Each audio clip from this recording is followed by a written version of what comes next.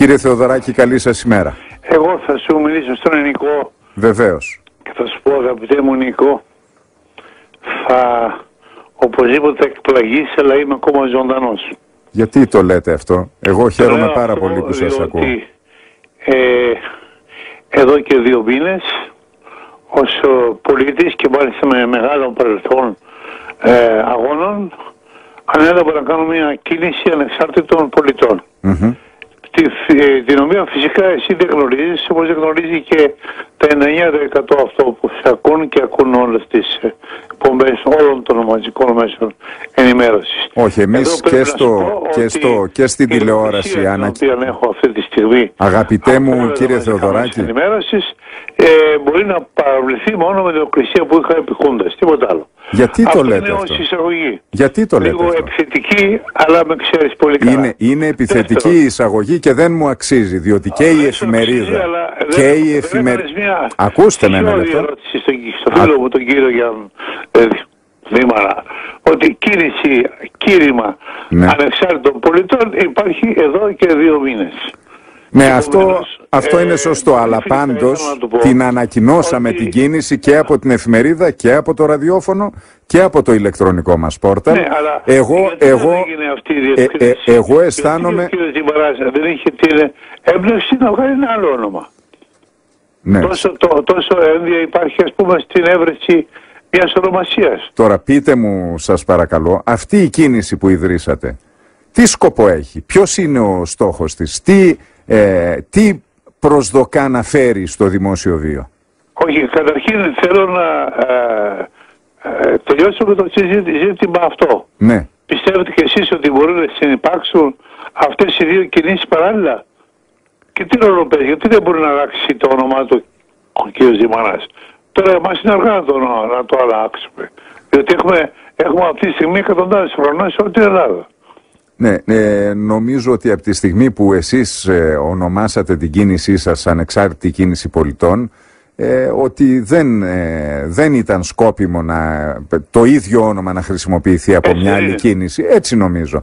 Αλλά εν πάση περιπτώσει δεν μπορούμε να τον αναγκάσουμε να το πει όπως θέλουμε. Εγώ, επειδή είναι και φίλος μου Γιάννης, ο Διβαράς, και το εκτιμώ πολύ σαν και για μένα θα είχε νόημα. Αλλά έχουμε τελείως διαφορετική άποψη. Κοιτάξτε, εγώ δεν ηγήθηκα αυτής της κινήσεως, δεν πρότεινα να γίνει κάτι τέτοιο για να ανακατευθώ μέσα στα πολιτικά, τα κομματικά κλπ. Διότι από τη δική μου την ανάλυση, την πολιτική την οποία έχω κάνει, έχω βγει τελείως έξω από αυτό το σύστημα. Δηλαδή δεν αναγνωρίζω το σύστημα αυτό, δεδομένου ότι πιστεύω ότι μετά το μνημόνιο ιδιαίτερα, που είναι τελείως πραξικοπηματικό, είναι ένα πραξικόπημα. Εγώ πιστεύω αυτά τα οποία είπε ο καθηγητής κ. Κασιμάτης. Είναι πραξικόπημα, είναι παράνομο, όλα αυτά που γίνονται είναι παράνομα. Ο κ. Κασιμάτης είπε μάλιστα ότι ο εισαγγελέας, ο κύριος Ντέντες, είχε υποχρέωση να συλλάβει αυτούς της Τρόικα και να στείλει έξω. Διότι δεν είναι δυνατόν μια τέτοια κολοσσία σημασίας σύμβαση να υπογράφεται μόνο από ένα υπουργό, να μην περνάει από τα 3/5 της Βουλής και να υπογράφεται από την Πρώτη Δημοκρατία. Δηλαδή αυτή τη στιγμή έχω ένα πραξικόπημα. Απορώ καταρχήν γιατί όσοι δεν ψήφισαν δεν έφυγαν από τη Βουλή. Επομένως αυτή τη στιγμή εγώ πιστεύω ότι είμαστε σε ξένη εξάρτηση, η οποία αυτή τη στιγμή δεν είναι μόνο όπως ήταν λίγο παλιότερα που υπήρχε πάντοτε, αλλά τώρα είναι εμφανώς. Μας διοικούν οι ίδιοι. Εγώ δεν έχω θέση ως Θεοδωράκης μέσα σε αυτό το σύστημα. Είμαι από την απέναντι μεριά. Τι κάνω? Αυτή τη στιγμή πιστεύω ότι ο κόσμος, ο λαός, ο οποίος δεν πιστεύει σε αυτά τα πράγματα, και είναι πάρα πολύ ισχυρός σε Χατζηνικολάου, γιατί μην ξεχνάτε ότι στις εκλογές προτελευταίες, στις βουλευτικές, τελευταίες, 2 εκατομμύρια ψηφοφόροι δεν ψήφισαν τη Νέα Δημοκρατία. Και την τελευταία 1 εκατομμύριο Πασόκοι δεν ψήφισαν τον Πασόκ. Έχουμε 3 εκατομμύρια τα οποία δεν ψήφισαν τα κόμματά τους. Έχουμε 50% αποχή. Υπάρχει ένα μεγάλο λοιπόν αριθμός πολιτών, ο οποίος δεν θέλει αυτό το σύστημα. Δεν θέλει αυτή την πιστεύω δηλαδή ότι οι θεσμοί τους οποίους έκαναν οι ίδιοι, αλλά την έφυγαν στον αέρα. Όλο. Λοιπόν, Τι κάνουμε λοιπόν εμείς? Έχουμε ανεξάρτητες ομάδες. Όταν λέμε ανεξάρτητες, τη βάζουμε πάνω απ' όλα. Θεωρούμε ότι η βασική αντίθεση πλέον δεν είναι ταξική, αλλά έχει εθνικό χαρακτήρα. Είμαστε από μια μεριά οι άνθρωποι που δεν πιστεύουμε στην εξάρτηση και από την άλλη πιστεύουμε ότι είμαστε εναντίον αυτών που είναι στην εξάρτηση, και είναι πάρα πολλά αυτά. Τα είναι μέσα στις ομιλίες μόνο αυτές, και εμείς επιδιώκουμε με τη στάση μας αυτή να διατηρηθούμε ως Έλληνες, καταρχήν Έλληνες πολίτες, που αγαπούμε ένα και ένα μόνο πράγμα, την πατρίδα μας, στην Ελλάδα, που αυτή τη στιγμή στενάζει και κινδυνεύει. Και κινδυνεύει όχι μόνο οικονομικά, αλλά κινδυνεύει και εθνικά. Έχουμε 3 μέτωπα ανοιχτά, έχουμε τις απειλές της Αλβανίας, Μεγάλης Αλβανίας, της Μεγάλης Μακεδονίας, έχουμε την κομματηρία εκεί με την Τουρκία, έχουμε το Αιγαίο, ανοιχτά μέτωπα. Κινδυνεύουμε. Και έχουμε προστάτες μας, το ΝΑΤΟ και τους Αμερικανούς, οι οποίοι είναι πίσω από όλα αυτά τα πράγματα. Είναι μια σχιζοφρενής κατάσταση. Εγώ βγήκα αυτή τη στιγμή έξω όπως βγήκα το 1942 όταν ήρθαν οι Γερμανοί στη χώρα μας. Αυτή τη θέση έχω. Και όταν ξαναβγήκα πάλι πρώτος εγώ όταν ήρθε η Χούντα. Έτσι βγήκα έξω. Και επομένως αισθάνεστε το ίδιο? Πολύ καλά κάνουν όλα τα κανάλια και όλοι οι άνθρωποι, γιατί είμαι εχθρός, όπως έλεγε ο Μιχάλης Κατέρος, εχθρός του Βασίλειου. Δεν τους δέχομαι όλους αυτούς. Θα κάνουμε τώρα εμείς, εάν μας παρακολουθήσετε λιγάκι, θα δείτε, θα κάνουμε πάρα πολλά πράγματα. Αγαπητέ μου και σεβαστέ μου, σπίτι σε όλο τον κόσμο. Αγαπητέ και σεβαστέ μου Μίκη, νιώθετε σήμερα όπως νιώθατε στα χρόνια της δικτατορίας? Έχετε το ίδιο αίσθημα? Ακριβώς. Και χειρότερο ακόμα. Χειρότερο, να σας πω κάτι. Διότι και μέσα στην δικτατορία αισθανόμουν ότι κάτω από το φόβο της τυραννίας και των τάγκς κλπ. Ο κόσμος είχε το θάρρος με οποιοδήποτε α ή β τρόπο να εκδηλώνει την συμπάθειά του, ας πούμε, προς εμάς τους αντιστασιακούς. Σήμερα ο φόβος είναι τόσο μεγάλος και η ελωτρίωση των ανθρώπων τόσο μεγάλη που αισθανόμαστε τελείως μόνοι. Εμείς είμαστε, εγώ προσωπικά είμαι μόνος, αλλά ευτυχώς μιλάμε τώρα, όταν λέω μόνος, εδώ για τους επώνυμους και αυτά. Ο λαός όμως, αυτά τα 3 εκατομμύρια που δεν ψήφισαν, αυτά τα 5% που πήραν αποχή κλπ, που είναι εκατομμύρια άνθρωποι, δεν είναι έτσι.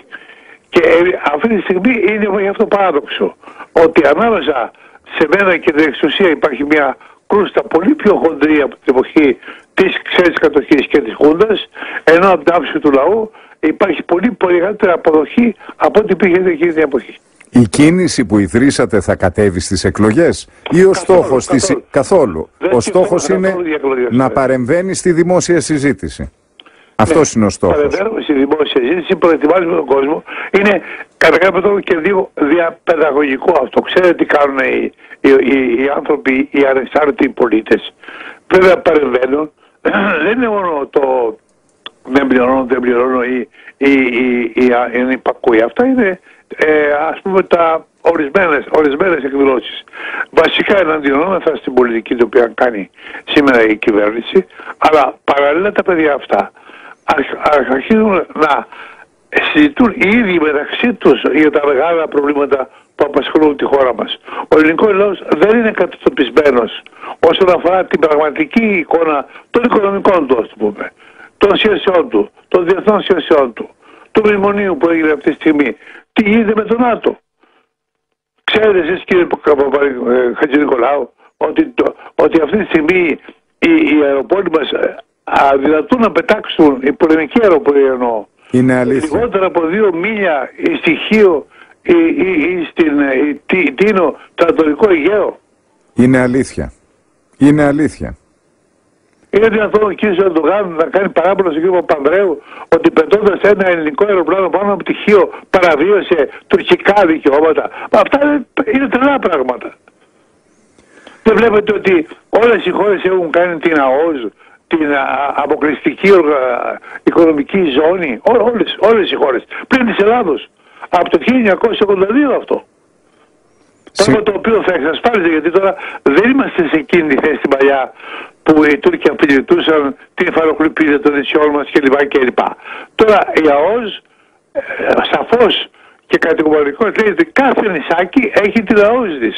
Δηλαδή η Σύρος έχει 200 μίλια μέσα από πολιτική ζώνη, που σημαίνει ότι κάτω από τα νερά αυτά είναι ελληνικά όλα. Και τα κοιτάσματα είναι τεράστια.